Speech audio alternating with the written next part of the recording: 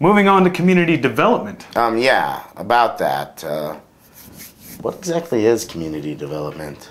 Well, if my sources are correct, it is the development of the community. Well, I know that, but what does that entail? A community. Oh, brother. Well, the Sanders County Community Development Corporation has a new director, and I think he could give us a better idea as to what community development really means. Okay, well, when you get a hold of him, let me know then. Okay, yeah, sure. Just a second.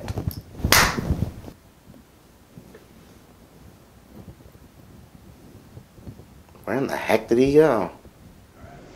We're here down at River Java and Desta's Deli to meet with Jim Rexhouse from the Sanders County Community Development Corporation, and we've got a few questions for him about community development. Jim, thanks for being with us. Thank you. I appreciate the opportunity. Yeah, no problem. It's great to be here. Some viewers may not know what the Sanders County Community Development Corporation is. Could you explain what it is and what you do? Our basic responsibility is to promote the infrastructure of Sanders County, whether that be recreational infrastructure, physical infrastructure like septic or sewer, and also business infrastructure. We help existing businesses, perhaps a business that wants to expand, or businesses that have a good business plan and would like to get started. So we work with those kind of folks as well. Anything that we can do to promote economic development within Sanders County. Fantastic. And what are you guys up to these days? Well, we've got several things going on. We're working with a health clinic on the eastern side of the county, over in Hot Springs, so we're working on that project, looking for submitting requests for funding for that project. On the western part of the county, we're looking at the possibility of an assisted living facility for the western part of Sanders County. It's just in its infancy now. It's an early project. And here in Thompson Falls, for example, one of the things we're looking at is the park, upgrading the park. Yeah, we just did a story on that. Oh, did you? Rose Garden Park there. Yeah, we're super excited for that. So those are worthy causes. Yeah, absolutely. Who else is on the team with the SCCDC? Well, I should mention that this is a part-time position right now. It's a half-time position. Hopefully someday down the road we'll be able to get full-time funding, and we'll expand that. But in addition to myself, I have a part-time assistant, Joe, who works with me part of the week. And we also have a volunteer board of 10 or 11 members that actually volunteer their time. They're great. They're a really impressive group of people, and they work real hard. Keeps things moving. They sure do. They keep me moving. Good deal, good deal. And are there other organizations you guys work with? We do. We work with other community development organizations in other counties, adjacent counties, for example. And we also work with other organizations like the tourism boards and things of that nature, the chambers of commerce as well. So some of the things that we get involved in, we have to coordinate with other organizations. Nice. That's what we work with.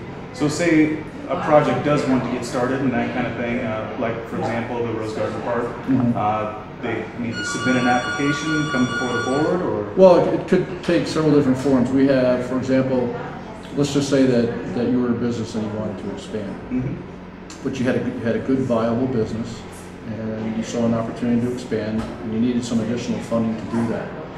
You might come to us and present a business plan and some financials, and we might be able to loan you some money to help you with your expansion. That might be one way we would help an organization.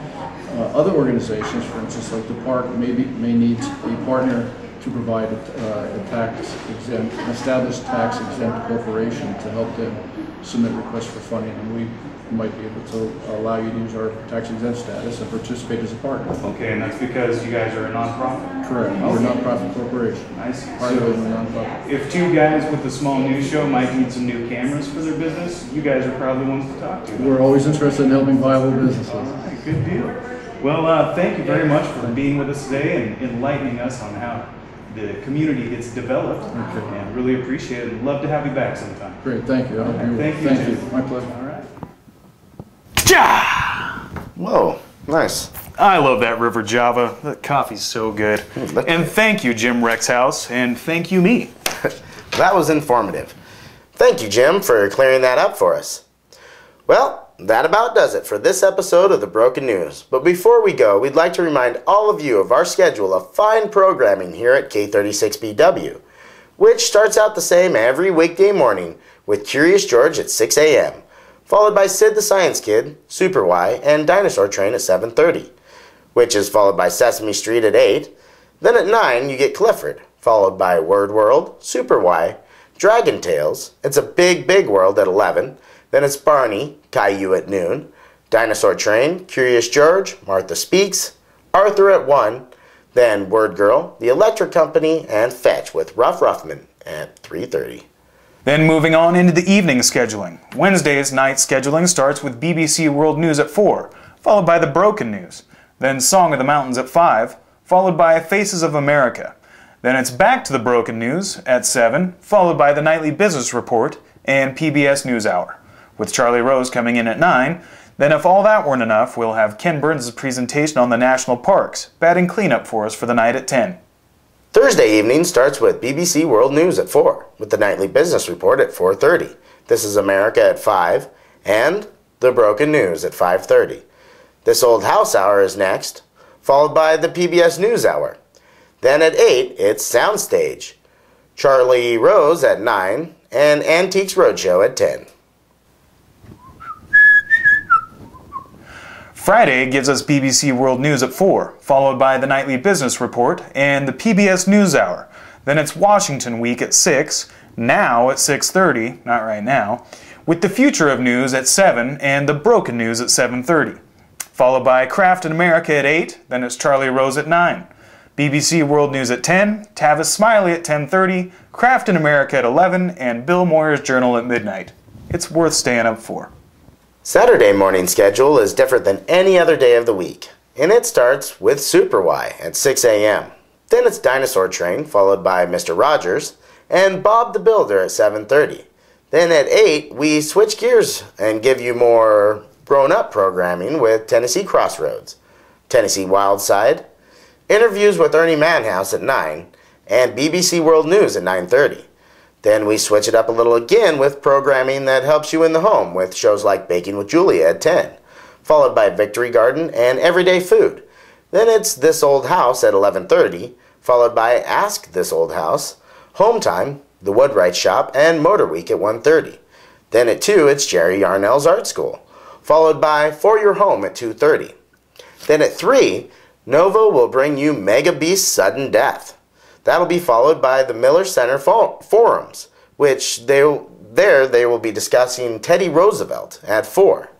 Then History Detectives at 5, with the National Parks America's Best Idea at 6. That'll be a 2-hour presentation, which brings us to 8 p.m., where you can catch an encore performance of Soundstage. Then at 9, it's Austin City Limits, featuring Kenny Chesney. I won't be watching that. That will be followed by Nature, Invasion of the Giant Pythons at 10, Nova, Mega Beast's Sudden Death at 11, and Frontline at midnight. Sunday has its own special schedule and starts off with children's programming with Super Y at 6 a.m., followed by Dinosaur Train, Clifford, Martha Speaks, and Arthur at 8. Then at 8:30, it's Martha's Sewing Room, followed by Texas Parks and Wildlife, Fetch with Rough Ruffman, America Sews, Quilting Arts at 10:30, Linda McPhee's at 11, and Bill Moyer's Journal from 11:30 to 12:30. Then it's Sewing with Nancy, My Generation, Knitting Daily. Then at 2, we get the National Parks, America's Best Idea.